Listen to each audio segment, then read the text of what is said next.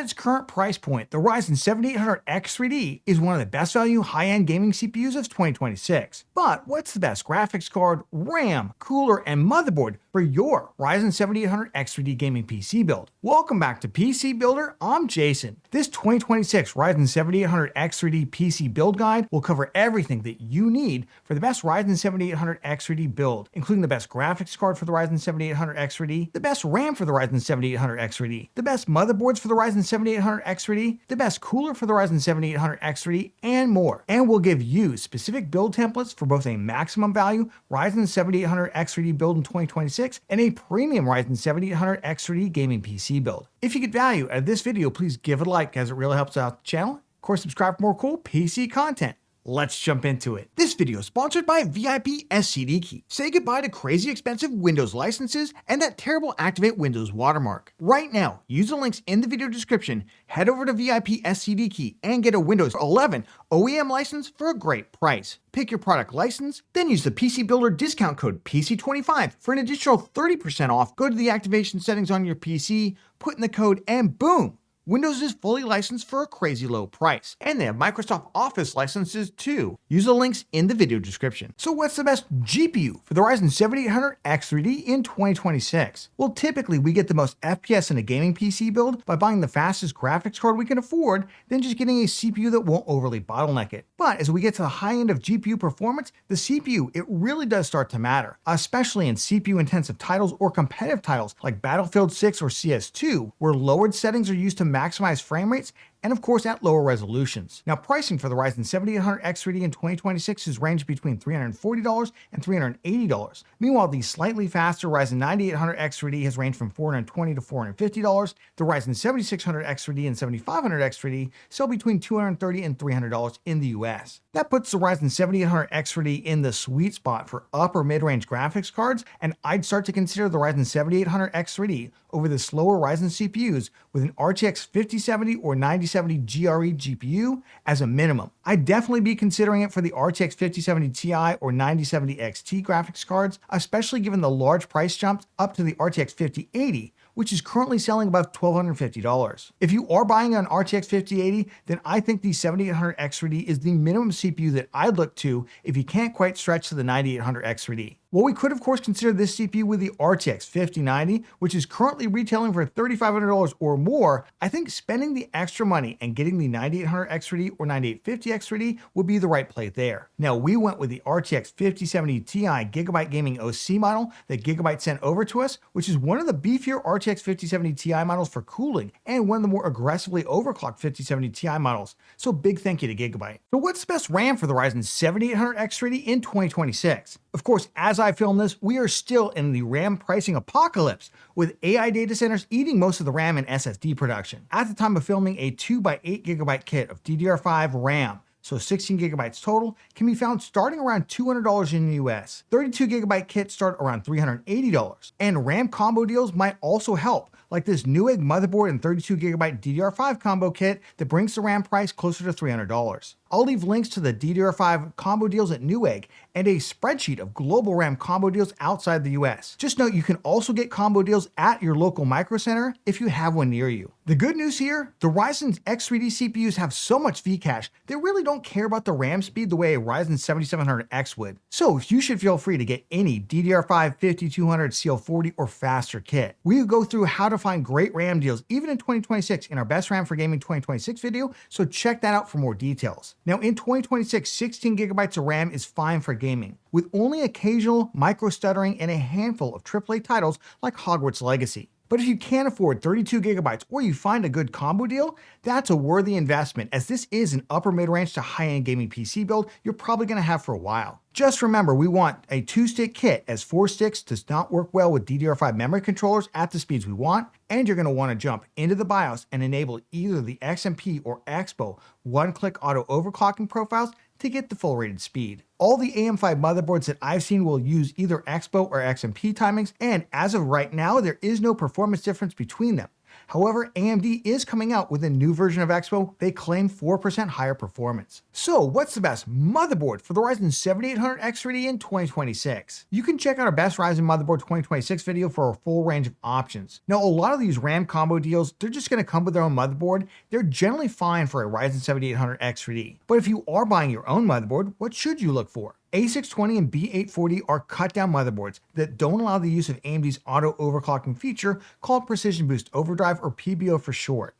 And they cost almost as much as regular B650, B650E, and B850 motherboards, which do have that feature. Now, all X870, X870E motherboards, along with all B650E and most, but not all, B850 motherboards have a PCIe Gen 5 GPU slot. It is still doubtful whether this will ever be a useful feature, as even an RTX 5090 runs just fine on a PCIe Gen 4 GPU slot on a B650 motherboard. But if you can get it for free, my advice, just take it. But if you do find a deal on a B650 motherboard, it's likely fine as well. For those of you wondering about ASRock motherboards, I did a whole video at the beginning of 2026 analyzing data on previous X3D failures and feel that ASRock has fixed their issues with 9000 series X3D CPUs. It's also clear from the data that there was never any ASRock specific issue with these 7000 series for X3D parts like the 7800X3D anyway, so feel free to grab an ASRock motherboard and just update to the latest BIOS. Motherboard prices have dropped a lot since the start of 2026. Value picks start at around $100 in the US, and they include basic audio, 2 to 3 M.2 slots, decent but not amazing VRMs, and solid but not amazing rear panel USB connectivity. The ASRock B850M-X is a great budget AM5 motherboard with 4 high-speed USB ports, including a Type-C, and 2 USB 2.0 ports, 2 M.2 NVMe SSD slots, and nice black styling for about $100, with a currently overpriced Wi-Fi version at $130. You'll find tons of options around $140, including Wi-Fi like the Gigabyte B850M Eagle Wi-Fi with 4 high-speed USB ports, including a Type-C, and 4 USB 2.0 ports, a built-in rear I/O shield, and decent VRMs with 2 M.2 SSD slots for about $130. For $20 more, you can get the Gigabyte B850M Gaming X with a slightly better VRM and more gamery styling. ASRock has a number of motherboards like the B850M Pro-A with good features, and its new Challenger refresh with Wi-Fi, a built-in rear I/O shield, 6 high-speed USB ports, and 2 USB 2.0 ports, along with nice styling and 2 M.2 NVMe's for $130. MSI has their Pro B850M-P with similar specs for $148, but at the time of filming, they also have their more impressive B850M-A Pro for $140 with tons of high-speed USB ports. But at this price, we're already bumping into better mid-range and even premium motherboards. All right, jumping over to the mid-range, which often are overshadowed by big deals on more premium motherboards, so check those out before you buy one of these motherboards.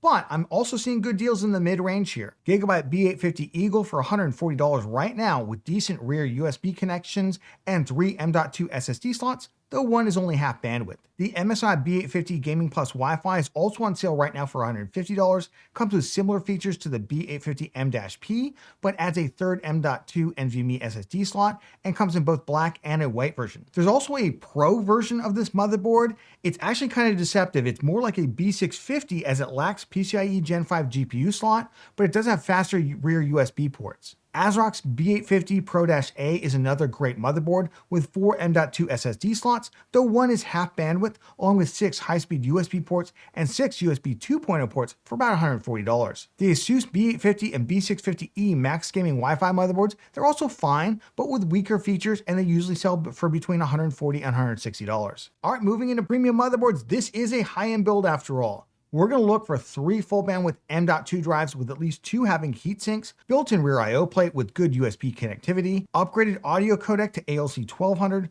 1220, or 4080, strong VRMs, and of course we want it to look amazing. Pricing for these motherboards has been as low as $140 to $160 this year, though right now they're mostly sitting around $170 to $200. My current top pick is the Asus TUF B650E Plus with upgraded ALC 1220 audio, 3 full bandwidth M.2 NVMe SSD slots with covers, decent but not amazing rear USB connectivity, and Wi-Fi 6E. I also think it looks fantastic, and it's got a great deal on for $160 right now. The B850 Tough version ups the speed of the 4 USB 2.0 ports so they're all fast and adds Wi-Fi 7. Right now it's selling for about $195. ASRock's got another great deal with the B850 Live Mixer with upgraded audio, 3 M.2 SSD slots with heat sinks, and a ton of rear USB connectivity for just $145. That's totally insane. Or grab one of their Micro ATX Phantom Gaming B850M or Steel Legend B850M for just $150. The MSI B850 Tomahawk, it's another good option with just okay pricing right now at $200. Note that the X870 Tomahawk is only $10 more. We used Gigabyte's B850 Aorus Elite Wi-Fi motherboard in our build, which at the time of filming, unfortunately, the pricing is shot up to $215, but it usually can be found for just around $200. Check the links in the video description because they do go on sale quite often. So what's the best CPU cooler for the Ryzen 7800X3D in 2026? We want to enable AMD's Precision Boost Overdrive.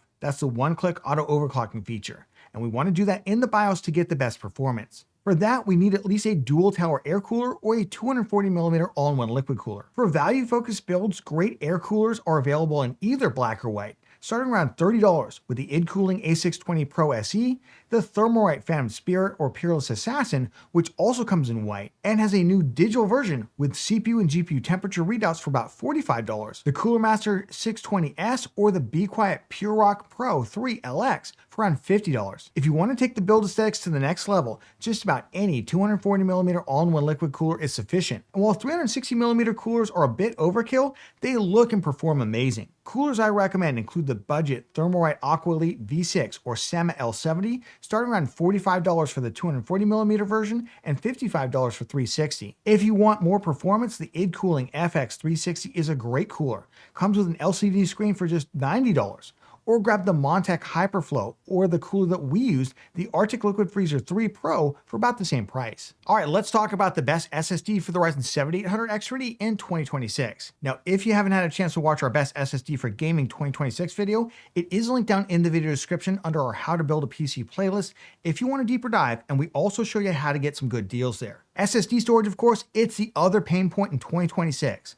Prices have come up from about $60 per terabyte late last year to about $150 per terabyte at the time of filming. My advice here is to double down on not overspending. While a drive with a DRAM cache is nice when regularly doing large file writes, most users just don't do this kind of work very often. So my advice here, just get the storage you need, and a DRAM-less PCIe Gen 3 or Gen 4 NVMe SSD can be picked up for about $140 to $160 depending on your market, like the Patriot P400 Lite for about $150 right now. Note there is a sizable discount on a per terabyte basis for getting a 2 terabyte drive, and again an additional savings on a per terabyte basis for a 4 terabyte drive. So if you need that much storage, get a single high capacity drive rather than separate drives. I'll leave some good value drives linked down in the video description. For the PC case, what we want here, good airflow, don't want to overspend too much, but we want it to look amazing. Since we're likely using a higher end GPU, we're going to look to step up from more of the budget PC cases and look at some additional fans. Most cases today come in either black or white options, so you can customize your build. Micro ATX options can be had for as little as about $50.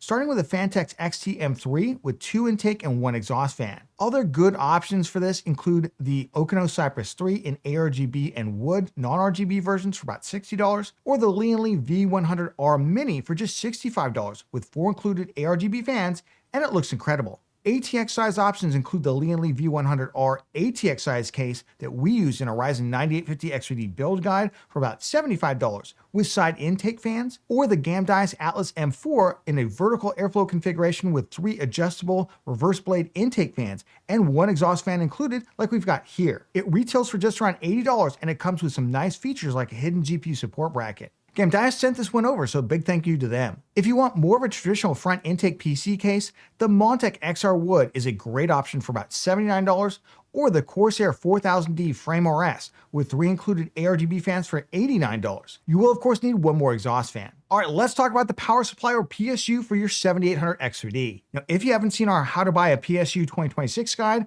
we cover how to size and buy the best unit for your build based on unit quality rather than the really dumb 80+ ratings. I'm going to leave that link down in the video description so you can check it out. Basically, I take the rated power draw and PC part picker of all the components and I multiply that by 1.5 to get the minimum wattage. For a build like this, given the high-end GPUs that we're considering for it, I'd recommend getting at least a B tier or better PSU as rated on the new SPL PSU tier list. If you're using an NVIDIA GPU with the 12-volt high power connector, I'd definitely get an ATX 3.0 or 3.1 PSU. Try not to bend the connector in a way that puts stress on the connection point itself, though this can be a challenge much of the time. In our build, we went with the Seasonic Focus GX1000. It's rated A- tier on the SPL PSU tier list, and Seasonic sent us over to us, so big thank you to them. All right, here's the big question. How much is your Ryzen 7800X3D gaming PC build gonna cost? Well, I put together 2 build templates to get you started. The first is a mid-range, value-focused build that uses the Ryzen 7800X3D at its current $375 price with a mid-range air cooler, a mid-range micro ATX size motherboard, one of the current cheapest 16GB kits of RGB DDR5 RAM, currently 6000 CL38 for $210, a 1TB budget NVMe SSD, the Lianli V100R micro ATX PC case,